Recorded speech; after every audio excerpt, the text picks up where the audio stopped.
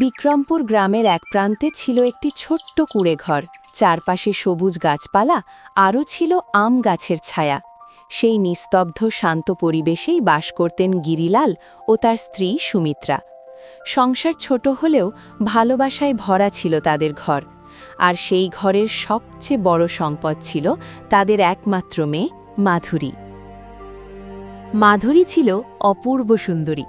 তার বড় বড় কালো চোখ, গায়ের রং ফর্সা, আর হাসিতে যেন ফুটে উঠত গ্রামের সরলতা আর পবিত্রতা। গ্রামের মানুষজন প্রায় বলতো এই মেয়েটা যেন স্বর্গ থেকে নেমে এসেছে। কিন্তু শুধু রূপেই নয়, স্বভাবেও ছিল সে নম্র, ভদ্র আর পরিশ্রমী। মায়ের সঙ্গে ঘরের কাজ করত, বাবার জন্য মাঠে খাবার নিয়ে যেত। সব মিলিয়ে সে ছিল এক আদর্শ মেয়ে।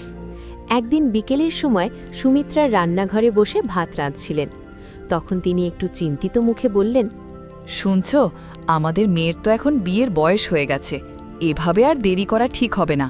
আমাদের মেয়ের জন্য একজন ভালো আদর্শ ছেলে খুঁজতে হবে। হ্যাঁ, তুমি ঠিকই বলেছ। আমিও অনেক দিন ধরেই ভাবছি এই কথা। মাধুরীর মতো মেয়ের জন্য এমন একজন ছেলে দরকার যে তাকে বুঝবে, ভালোবাসবে আর সারা জীবন সুখে রাখবে। তাহলে আর দেরি কেন? কাল থেকেই ছেলে দেখা শুরু করো। আরে, তোমাকে একটা কথা বলিনি। আমি তো আগেই একটা ছেলে দেখে রেখেছি। কে সেই ছেলে? পাশের গ্রামের গিরিশ। ছেলেটা খুবই পরিশ্রমী, ভদ্র আর সৎ। নিজের চেষ্টায় সংসার চালায়। আমি দেখেছি তার মনটা খুব ভালো। আমাদের মেয়েকে সে নিশ্চয়ই অনেক সুখে রাখবে। সুমিত্রার মুখে তখন স্বস্তির হাসি ফুটে উঠল। তাহলে দেরি কিসের? তুমি তার সঙ্গে কথা বলো, একটা শুভ দিন দেখে তাদের বিয়েটা দিয়ে দাও। এরপর কয়েকদিনের মধ্যেই গিরিলালের কথা মতো সব ঠিকঠাক হয়ে যায়। গিরিশের পরিবারের সঙ্গে কথা হয়, দুপক্ষই রাজি হয়। আর এক শুভ দিনে খুব সাদামাটাভাবে মাধুরী আর গিরিশের বিয়ে সম্পন্ন হয়। মাধুরীর শাড়িতে যেন আরও বেশি উজ্জ্বল হয়ে উঠেছিল। গিরিশও তাকে দেখে মুগ্ধ হয়ে গিয়েছিল। বিয়ের পর দুজনের নতুন সংসার শুরু হয়। ছোট্ট ঘর, অল্প আয়। তবুও তাদের ভালোবাসা আর বিশ্বাস ছিল অগাধ। তারা খুশি খুশি দিন কাটাতে লাগল। মাধুরী সংসার সামলাত আর গিরিশ মাঠে কাজ করত। কিন্তু এই সুখ বেশি দিন অটুট থাকল না। সেই গ্রামেরই জমিদার ছিল সিংহরায়। অত্যন্ত ক্ষমতাশালী, ধনী এবং একটু নিষ্ঠুর প্রকৃতির মানুষ। গ্রামের সবাই তাকে ভয় পেত। একদিন সে গ্রামের রাস্তা দিয়ে কোথাও যাচ্ছিল, হঠাৎ তার চোখ পড়ে মাধুরীর ওপর। মাধুরীকে এক নজর দেখেই সিংহরায় থমকে দাঁড়াল। তার চোখে বিস্ময় আর লোভ একসাথে ফুটে উঠল। এত সুন্দরী মেয়ে এই গ্রামে আমি আগে কখনো দেখিনি। তার মনে ধীরে ধীরে এক অশুভ চিন্তা জন্ম নিতে লাগল। এই গরিব কৃষক গিরিশ এমন রূপসী স্ত্রী পেয়েছে, এটা তো হতে পারে না। এই মেয়েটা তো আমার প্রাসাদে থাকার যোগ্য, আমার স্ত্রী হওয়া উচিত। তার চোখে তখন লালসার ছাপ স্পষ্ট। সেই মাধুরীকে পাওয়ার জন্য মনে মনে পরিকল্পনা করতে লাগল। সেই দিন থেকে শুরু হল এক নতুন অশান্তির ছায়া। গিরিশ আর মাধুরীর সুখের সংসারের ওপর যেন অজানা বিপদের কালো মেঘ ভেসে উঠতে লাগল, যার খবর তারা তখনও জানত না।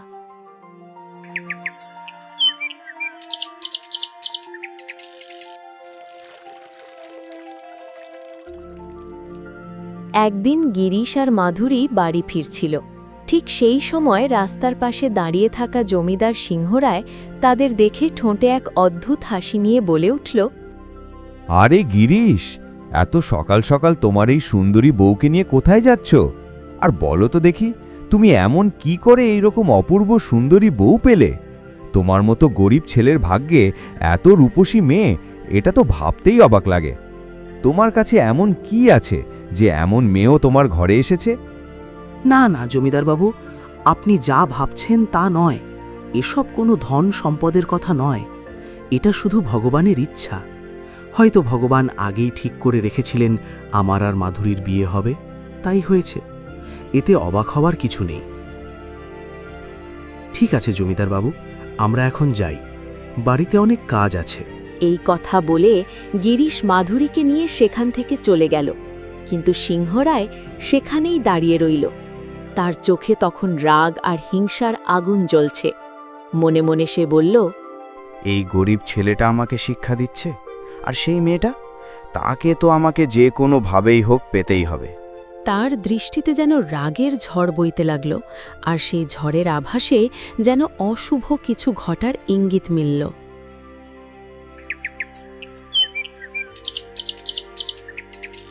পরের দিন সকালে সূর্যের আলো তখন পুরোপুরি ওঠেনি। গিরিশের বাড়ির চারপাশে নীরবতা। ঠিক সেই সময় চুপি চুপি এসে পৌঁছালো সিংহরায়। সে বাড়ির পাশের এক বড় গাছের আড়ালে লুকিয়ে দাঁড়াল। তার চোখ শুধু মাধুরীর দিকে। কিছুক্ষণ পর গিরিশ কাজের জন্য মাঠে বেরিয়ে গেল। গিরিশের চলে যাওয়ার পরই জমিদার ধীরে ধীরে গাছের আড়াল থেকে বেরিয়ে এলো। তার মুখে তখন এক চতুর হাসি। সে মাধুরীর সামনে এসে দাঁড়াল, নরম গলায় বলল, মাধুরী, তুমি কেন এই গরিব ফকিরের সঙ্গে জীবন কাটাচ্ছ? বলো তো, এই গিরিশের কাছে আছে কি? একটা ভাঙাচোরা ঘর, ঠিকমতো খাওয়ারও ব্যবস্থা নেই। তুমি এমন সুন্দরী, তোমার তো রাজপ্রাসাদে থাকার কথা। তুমি আমার সঙ্গে চলো, আমি তোমাকে রানীর মতো করে রাখব। সোনা গয়না, ভালো কাপড়, সুখ সব কিছু তোমার পায়ের নিচে থাকবে। তুমি শুধু আমার হয়ে যাও। মাধুরী প্রথমে অবাক হয়ে গেল। তারপর তার চোখে রাগ আর অপমানের ছাপ ফুটে উঠল। সে দীর্ঘ কণ্ঠে বলল, এটা আপনি কি বলছেন জমিদার বাবু? আমার তো গিরিশের সঙ্গে বিয়ে হয়েছে, আমি তাকে ভালোবাসি। সে আমাকে যেমন রাখবে আমি তেমনই থাকব, সে যা খাওয়াবে আমি তাই খাব। আপনি এখান থেকে চলে যান, আর কখনো এইদিকে আসবেন না। আমার স্বামী আর আমার সম্পর্ক নিয়ে কোনো খারাপ কথা বলবেন না। মাধুরীর এই স্পষ্ট কথা শুনে জমিদারের মুখ লাল হয়ে উঠল রাগে। তার অহংকারে যেন বড় আঘাত লাগল। সে দাঁত চেপে বলল, ঠিক আছে, তুমি আমাকে অপমান করেছ, এর ফল তোমাকে পেতেই হবে। এই কথা বলে সে ঝড়ের মতো সেখান থেকে চলে গেল।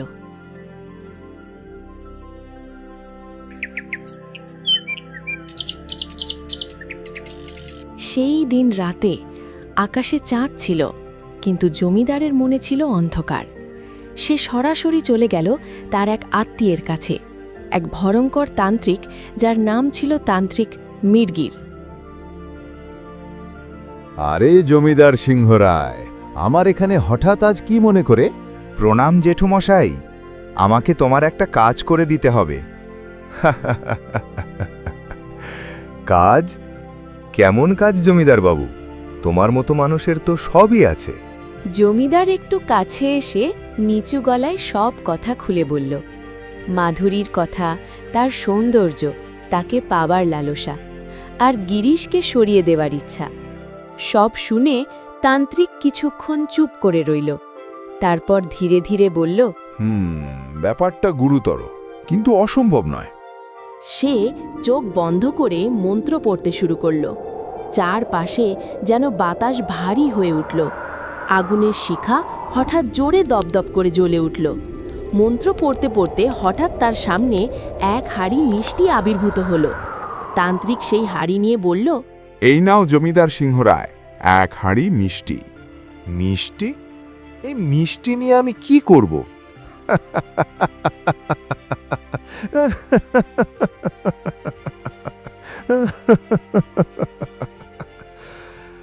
আরে বোকা, এটা কোনো সাধারণ মিষ্টি নয়। যদি তুমি এই মিষ্টি গিরিশকে খাইয়ে দিতে পারো, তাহলে তার জীবন শেষ। সে এমন এক রোগে পড়বে যা কোনো বৈদ্য, ডাক্তার, এমনকি অন্য কোনো তান্ত্রিকও সারাতে পারবে না, আমি ছাড়া। অনেক বছর তন্ত্র সাধনা করে এই শক্তি অর্জন করেছি, আর প্রথমবারের মতো এটা তোমাকেই দিলাম। এখন যাও আর তোমার কাজ সম্পন্ন করো। জমিদারির মুখে তখন শয়তানি হাসি ফুটে উঠল। তোমার উপকার আমি কখনো ভুলব না, বলে সে সেই মিষ্টির হাঁড়ি নিয়ে ফিরে গেল।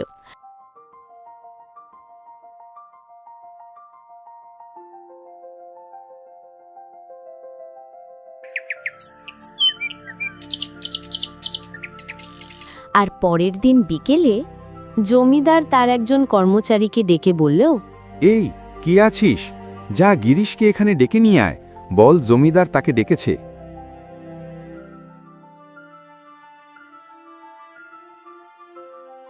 ঠিক আছে জমিদার বাবু, আমি এক্ষুনি যাচ্ছিলে।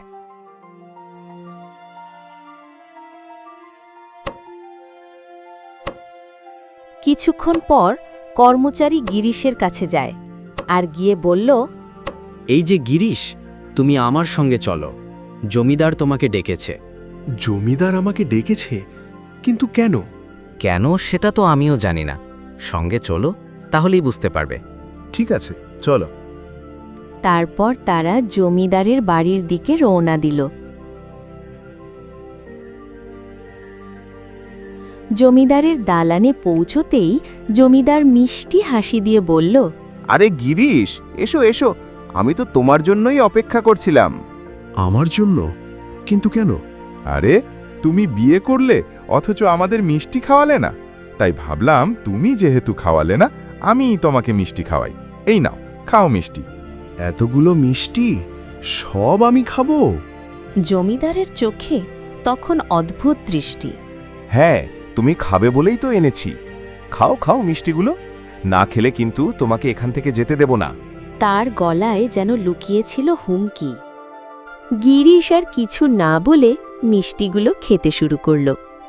জমিদার চুপচাপ বসে দেখছিল আর মনে মনে বলছিল, এই খাওয়াই তোমার শেষ খাওয়া।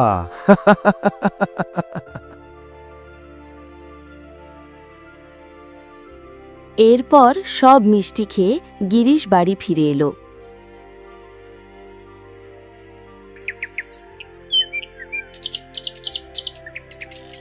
পরের দিন থেকেই গিরিশের অবস্থার দ্রুত অবনতি হতে লাগল।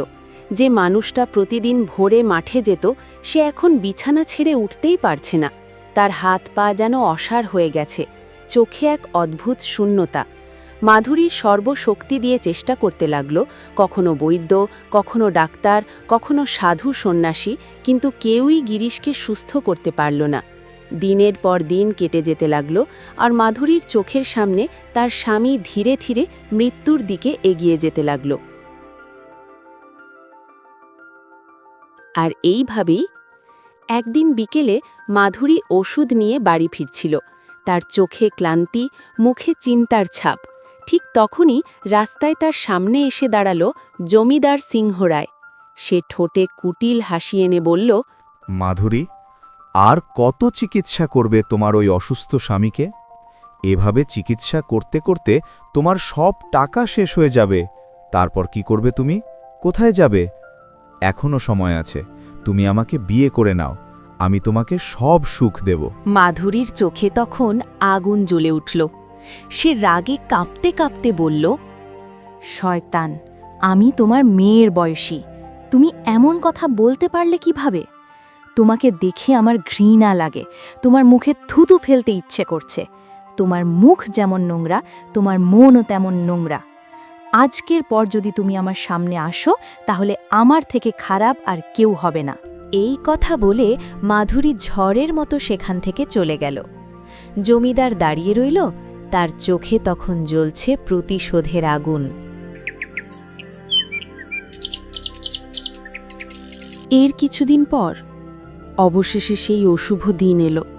গিরিশ আর সহ্য করতে পারল না। মাধুরীর চোখের সামনে তার প্রাণটা নিঃশ্বাসের সঙ্গে মিলিয়ে গেল। মাধুরী ভেঙে পড়ল। সে গিরিশের নিথন দেহের কাছে বসে কাঁদতে লাগল। গিরিশ, গিরিশ, তুমি আমাকে এভাবে একলা ফেলে চলে গেলে কেন? আমি তো তোমাকে ছাড়া কিছুই না। তুমি একবারও ভাবলে না আমার কথা? কিন্তু তুমি চিন্তা করো না, আমি খুব শীঘ্রই তোমার কাছেই চলে আসব। এই বলে মাধুরী উঠে দাঁড়াল। তার চোখে তখন এক ধরনের স্থিরতা, মৃত্যুর সিদ্ধান্ত। সে পাশের জঙ্গলের দিকে হাঁটতে লাগল। জঙ্গলের ভেতর দিয়ে যেতে যেতে সে পৌঁছালো এক জলাশয়ের কাছে। মাধুরী ধীরে ধীরে সামনে এগোল। এই জীবন আর রাখার কোনো মানে নেই। আমি আর পারছি না, সব শেষ হয়ে গেছে। আমার বাঁচতে ইচ্ছে করছে না। ঠিক তখনই পেছন থেকে একটি গম্ভীর কণ্ঠ ভেসে এলো। থামো মেয়ে, তুমি কি করতে যাচ্ছ? মাধুরী ঘুরে তাকালো, দেখল এক সাধু দাঁড়িয়ে আছেন, দীর্ঘ দাড়ি, শান্ত চোখ, কিন্তু তার দৃষ্টিতে যেন এক অদ্ভুত শক্তি। তখন মাধুরী কাঁদতে কাঁদতে সব ঘটনা খুলে বলল, গিরিশের অসুখ, জমিদারের কুপ্রস্তাব আর তার অসহায়তা। সব শুনে সাধু কিছুক্ষণ চুপ করে রইলেন, তারপর বললেন, তাহলে এই ঘটনা? হ্যাঁ সাধু বাবা, আমি আর বাঁচতে চাই না। আমার স্বামী আমাকে ছেড়ে চলে গেছে। আমি এখন কার ভরসায় বাঁচব? তাই আমি আজ আমার জীবন শেষ করতে এসেছি। না মেয়ে, এইভাবে নিজের জীবন শেষ করা মহাপাপ। এই পৃথিবীতে এমন শয়তানদের জন্য লড়াই করা দরকার। তার চোখে তখন জ্বলছিল এক অন্য রকম আগুন। ওই জমিদার শুধু তোমার নয়, এই সমাজের জন্যও এক বিপদ। তার অপরাধের শাস্তি অবশ্যই হবে। এই নাও মেয়ে, আমি তোমাকে এই গরুটি দিচ্ছি। এর দুধ তুমি গ্রামে বিক্রি করবে, এতে তোমার জীবন চলবে। আর এখন শোনো, তোমাকে কি করতে হবে। এরপর সাধু মাধুরীর কানে কিছু গোপন কথা বললেন, এক রহস্যময় পরিকল্পনা, এক প্রতিশোধের পথ। মাধুরীর চোখে তখন ধীরে ধীরে ফিরে এলো আগুন, দুঃখের আগুন, প্রতিশোধের আগুন। সাধু সোজা হয়ে দাঁড়িয়ে বললেন, যাও মেয়ে, তোমার প্রতিশোধ নাও। ওই শয়তানের বেঁচে থাকার কোনো অধিকার নেই। আর মনে রেখো, এই জলাশয়ের নিচেই লুকিয়ে আছে তোমার প্রতিশোধের নগরী। এই কথা বলেই হঠাৎ করে সাধু অদৃশ্য হয়ে গেলেন, যেন তিনি কখনো ছিলেনই না। মাধুরী বিস্ময়ে চারপাশে তাকালো, তারপর ধীরে ধীরে তার চোখ শক্ত হয়ে উঠল। সে আর আগের সেই সরল মেয়ে নয়, এখন সে প্রতিশোধের আগুনে জ্বলা এক নারী। সকালবেলার নরম আলোয় ভেসে যাচ্ছিল পুরো গ্রামটা। শিশির ভেজা ঘাসের উপর সূর্যের আলো ঝিকমিক করছিল। সেই শান্ত নিরিবিলি পথ ধরে মাথায় দুধের মাটকি নিয়ে ধীরে ধীরে এগিয়ে আসছিল এক মেয়ে, মিলনী। তার চলার ভঙ্গিতে ছিল এক অদ্ভুত স্থিরতা, আর তার মুখটা সব সময় ঘোমটার আড়ালে ঢাকা থাকত। গ্রামের মানুষ তাকে দেখে প্রায়ই ফিসফিস করে বলতো, এই মেয়েটা সবসময় মুখ লুকিয়ে রাখে কেন? এর পেছনে নিশ্চয়ই কোনো রহস্য আছে। মিলনী সোজা গিয়ে দাঁড়ালো জমিদার সিংহরায়ের বড় বাড়ির দরজার সামনে।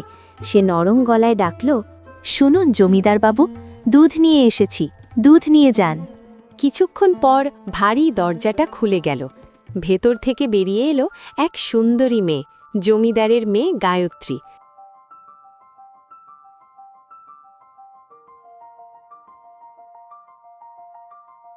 তার পরনে ছিল দামি পোশাক, গায়ে গয়না, কিন্তু তার চোখে ছিল সরলতা। আরে মিলনী, তুমি এসে গেছো? দাঁড়াও, আমি তোমার মাটকি নামাতে সাহায্য করি। সে এগিয়ে এসে মাটকিটা নামাতে গিয়ে মিলনীর হাত ছুঁয়ে অবাক হয়ে বলল, আরে, তোমার হাতগুলো কত কোমল আর সুন্দর। যদি তোমার হাত এত সুন্দর হয়, তাহলে তোমার মুখটা কত সুন্দর হবে। শোনো না, আমাকে তোমার মুখটা দেখাও না। মিলনী একটু পিছিয়ে গেল।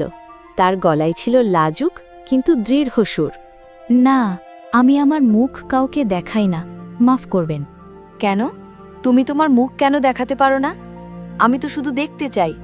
আমার মা আমাকে মানা করেছেন, আমি সব সময় মুখ ঢেকে রাখব। শুধু যারা আমার আপন তারাই আমার মুখ দেখতে পারে। গায়ত্রী কিছুক্ষণ চুপ করে রইল, তারপর হঠাৎ তার মুখে এক উজ্জ্বল হাসি ফুটে উঠল। তাহলে তো খুব সহজ। আমার তো কোনো সখী নেই। আজ থেকে আমি তোমার সখী আর তুমি আমার বন্ধু। এখন তো আমরা আপন হয়ে গেলাম, তাই না? এবার তো তোমার চাঁদের মতো মুখটা আমাকে দেখাও। মিলনী কিছুক্ষণ নীরব রইল, যেন ভিতরে ভিতরে কিছু ভাবছে। তারপর ধীরে ধীরে বলল, ঠিক আছে, যদি আমার সখীর এই ইচ্ছা হয় তাহলে আমি কিভাবে না বলি। সে আস্তে আস্তে তার ঘোমটা তুলতে লাগল। ঘোমটা সরতেই যেন চারপাশের আলো একটু থমকে গেল। মিলনীর মুখ ছিল অপূর্ব সুন্দর, কিন্তু সেই সৌন্দর্যের মধ্যে ছিল এক অদ্ভুত রহস্য, এক গভীর বেদনার ছায়া। তার চোখ দুটো যেন অনেক কষ্টের গল্প লুকিয়ে রেখেছে। গায়ত্রীর চোখ বিস্ময়ে বড় হয়ে গেল। আরে বাহ মিলনী, তুমি তো সত্যিই অসাধারণ সুন্দর। তোমাকে দেখে মনে হচ্ছে যেন চাঁদ মাটিতে নেমে এসেছে। কিন্তু গায়ত্রী বুঝতে পারল না এই সৌন্দর্যের আড়ালে লুকিয়ে আছে এক আগুন। মিলনী মৃদু হেসে আবার ঘোমটা নামিয়ে নিল। তার সেই হাসির ভেতরে যেন লুকিয়েছিল প্রতিশোধের প্রতিজ্ঞা। এরপর সে ধীরে ধীরে বলল, এখন থেকে আমি প্রতিদিন আসব তোমার কাছে। হ্যাঁ অবশ্যই, আমরা অনেক কথা বলবো, অনেক সময় কাটাবো একসাথে। মিলনী মাথা নাড়ল, কিন্তু তার মনে তখন অন্য চিন্তা।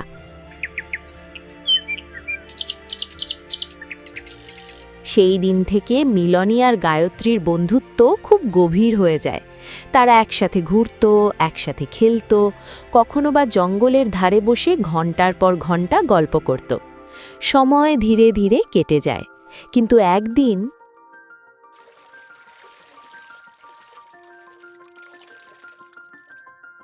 মিলনী, পরশু আমার বিয়ে।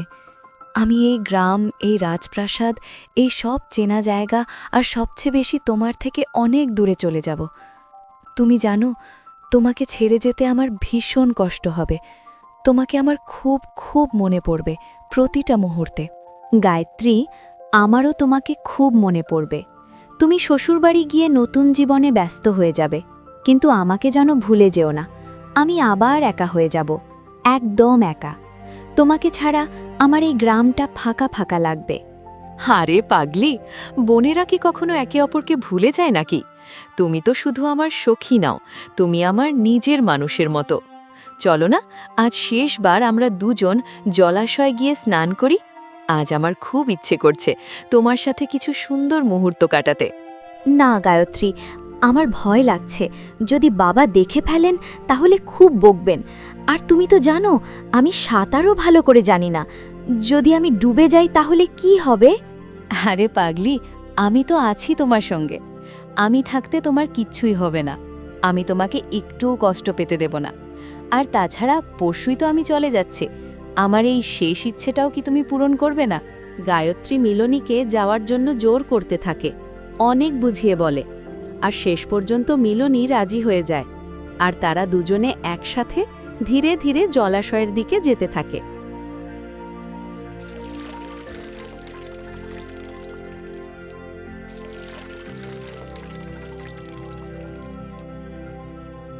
আরে মিলনী, এসো না।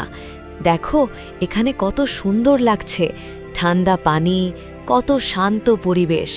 তাড়াতাড়ি এসো, তুমি এলে আরও ভালো লাগবে। না গায়ত্রী, আমি আসব না, আমার ভয় করছে।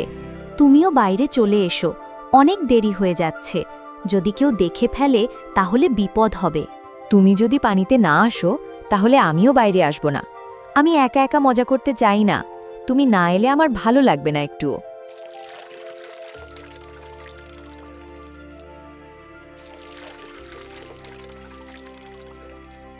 আমি তো এমনি এমনি ভয় পাচ্ছিলাম। আসলে মনে হচ্ছিল পানি খুব গভীর আর ভয়ানক, কিন্তু এখন দেখছি এটা এতটাও ভয়ানক নয়। আরে আমি তো কতক্ষণ ধরে তোমাকে বলছি, ভয়টা তোমার মনে আছে, এই পানির মধ্যে নয়। তুমি শুধু সাহস করে একবার নেমে দেখো, সব ভয় চলে যাবে। গায়ত্রী, তাড়াতাড়ি এসো, প্লিজ তাড়াতাড়ি এসো। শোনো, আমি ঠিক করে সাঁতার কাটতে পারছি না, আমার হাত পা কাঁপছে, আমি ভেসে থাকতে পারছি না। গায়ত্রী, আমি ডুবে যাচ্ছি, তাড়াতাড়ি এসো, আমাকে ধরো।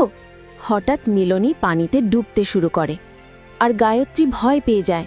সে তাড়াতাড়ি তার হাত ধরে তাকে উপরে তোলে। আমি তো মজা করছিলাম, তুমি তো সত্যি ভয় পেয়ে গেলে।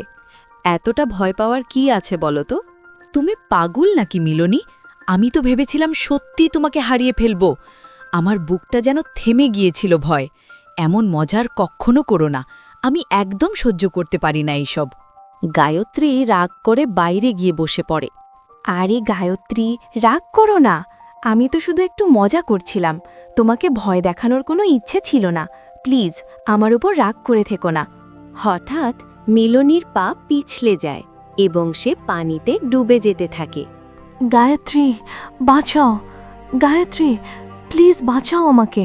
আমি সত্যি বলছি, আমি ডুবে যাচ্ছি, আর পারছি না। শ্বাস নিতে কষ্ট হচ্ছে। এবার আমি মজা করছি না, প্লিজ আমাকে বাঁচাও, আমাকে একা ছেড়ে দিও না। গায়ত্রী। মিলনী, কোথায় তুমি? আর মজা করো না প্লিজ, বেরিয়ে আসো, আমি সত্যি ভয় পেয়ে গেছি। মিলনী। কিন্তু মিলনীকে কোথাও পানির মধ্যে দেখা যায় না। গায়ত্রী জলাশয়ের পাশে বসে পড়ে, তার চোখ দিয়ে অঝরে জল পড়তে থাকে। মিলনী, তুমি কোথায় গেলে? আমাকে এভাবে একা ফেলে যেও না। ঠিক তখনই সিংহরায় সেখানে এসে পৌঁছায়।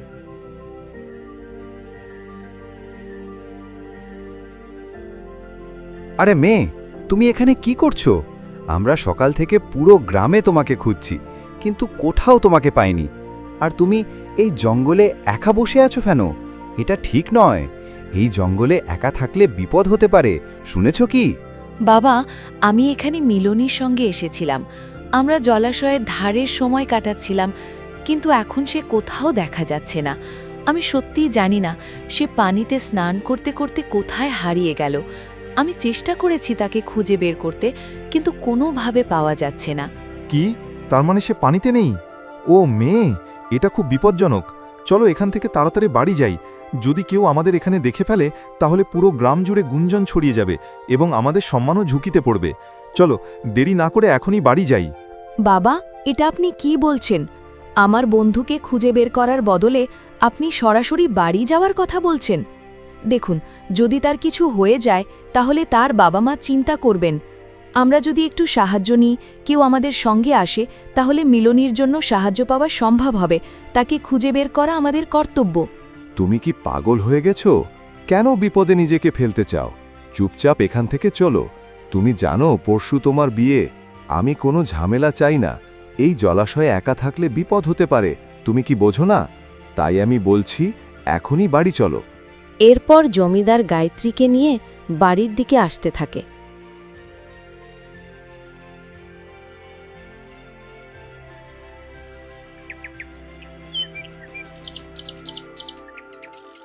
কিন্তু গায়ত্রীর মনে একটাই প্রশ্ন ঘুরতে থাকে। শেষ পর্যন্ত মিলনী জলাশয়ের জলে থেকে কোথায় হারিয়ে গেল? তার মনে পড়ল সেই কথা যা মিলনী তাকে বলেছিল, যে বিপদ আসুক তার উত্তরের জন্য শুধু সাধু বাবার কাছে যেতে হবে। এরপর গভীর রাতে চুপচাপ গায়ত্রী উঠে দরজা খুলল। ধীরে ধীরে সে সাধু বাবার কুটিরের দিকে এগিয়ে যেতে লাগল।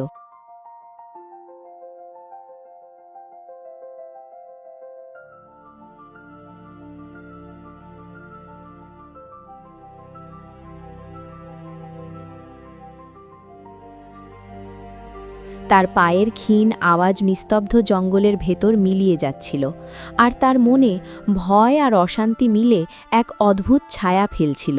হয়তো শুধু সাধু বাবার কাছেই মিলনীর রহস্যের উত্তর আছে, আর সেই উত্তর ছাড়া গায়ত্রী কিচ্ছুই করতে পারবে না।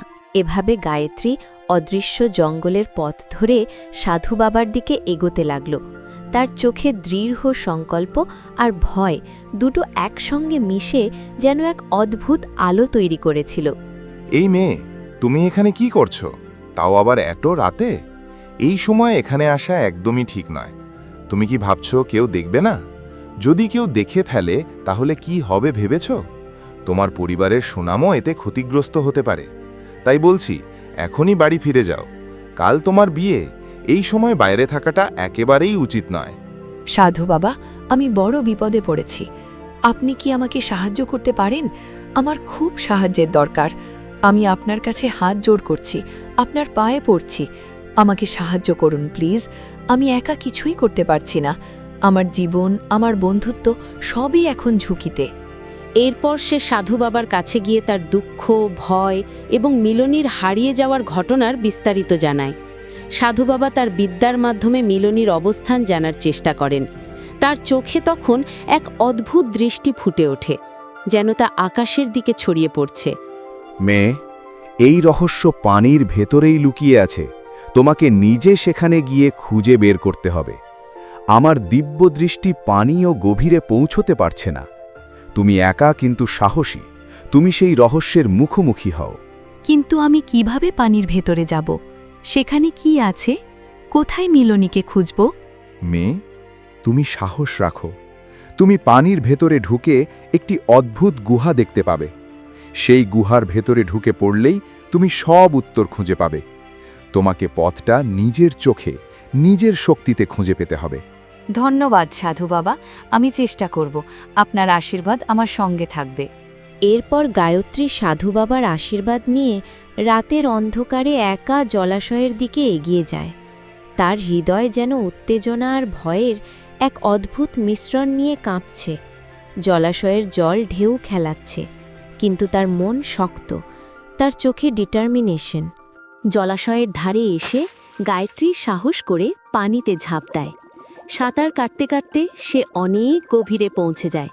হঠাৎ তার চোখে পড়ে এক অদ্ভুত গুহা, যেখানে অন্ধকার আর জল একসঙ্গে মিলেমিশে এক রহস্যময় পরিবেশ তৈরি করছে। এ আমি কোথায় এসে পড়েছি? মনে হচ্ছে এটা অন্য একটা জগৎ, যেন বাস্তবতা আর স্বপ্নের মধ্যে কোনো সেতু তৈরি হয়েছে। মিলনী, তুমি কোথায়? চলো বাড়ি ফিরে যাই। আমি কতটা চিন্তায় পড়ে গিয়েছি। তোমার মা বাবা তোমার জন্য অপেক্ষা করছেন। তোমার এই দীর্ঘ অদৃশ্যতা তাদের হৃদয় কষ্ট দিচ্ছে। ভেতরে এসো গায়ত্রী, আমি এখানে গুহার ভেতরে বসে আছি। ভেতরে চলে এসো, আমি তোমাকে সব বুঝিয়ে দেব। এরপর গায়ত্রী ভয় পেতে পেতে ধীরে ধীরে গুহার ভেতরে ঢুকতে শুরু করে। অন্য জগৎ আর নিঃশব্দ তাকে আরও সতর্ক করে তুলছে। ভেতরে পৌঁছে সে দেখে মিলনী বসে আছে। তার চোখে মুখে ক্ষোভ আর হতাশা মিশে আছে। মিলনী, তুমি এখানে বসে আছো, আর আমি তোমাকে কত খুঁজেছি। তোমার জন্য রাতভর চিন্তায় কষ্ট পেয়েছি। গায়ত্রী, তুমি আমাকে এত ভালোবাসো, কিন্তু তুমি জানো কি, আমি তোমার সঙ্গে বন্ধুত্ব করেছি শুধুই আমার প্রতিশোধের জন্য। তোমার প্রতি আমার বন্ধুত্ব আর স্নেহ ছিল আমার পরিকল্পনার অংশ। তোমার প্রতিশোধ? কেমন প্রতিশোধ? ঠিক বুঝলাম না, তুমি কি বলতে চাও? এরপর মিলনী তার সমস্ত গল্প খুলে বলল, কিভাবে তার বাবা তার উপর অবিচার করেছে, কিভাবে সে সব নিয়ন্ত্রণ এবং শাস্তির পরিকল্পনা করেছে। এগুলো শুনে গায়ত্রীর চোখে ক্রোধ ও বিস্ময়ের ছাপ পড়ল। ছি ছি ছি, আমার তো বিশ্বাসই হচ্ছে না। আমার বাবা এমন কাজ করতে পারে? আমি জানি গায়ত্রী, তোমার বিশ্বাস হচ্ছে না, তাই একটু অপেক্ষা করো, সব কিছু দেখো, সব সত্যি অনুভব করো, তুমি সব কিছু বুঝবে। যাও, ওই পাথরের পিছনে লুকিয়ে পড়ো, আর যা ঘটতে যাচ্ছে তা চোখের সামনে দেখো। গায়ত্রী ধীরে ধীরে পাথরের আড়ালে লুকিয়ে পড়ে, নিজের শ্বাস নিয়ন্ত্রণে আনে। তার মন শুধু অপেক্ষা করছে সেই দৃশ্যের জন্য, যা দেখার পর সে বুঝতে পারবে প্রতিশোধ আর ন্যায় কিভাবে নিজের পথ খুঁজে নেয়। আসুন জমিদার বাবু, আসুন। এই জলাশয়ের নিচেই আপনার মেয়েকে ওই মিলনী নিয়ে গেছে। কি? ওই মিলনীর এত বড় সাহস? সে এত সাহস দেখিয়েছে? আমি সত্যিই অবাক হচ্ছি। এরপর সিংহরায় জলাশয়ের জলেতে নামে। সে সাহসিকতার সঙ্গে পানির গভীরে যায়।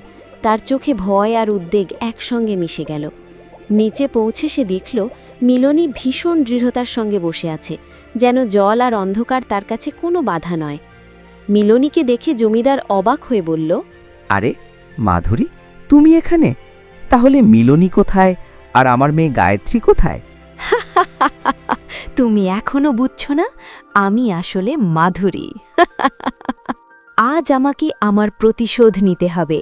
তোকে শাস্তি না দিয়ে আমি কোথাও যাব না। আজ তোকে শেষ করেই আমার প্রতিশোধ পূর্ণ হবে। এই জাদুর নগরীতে আমি যা বলবো তাই হবে। আজকে তোমাকে মরতেই হবে শয়তান জমিদার।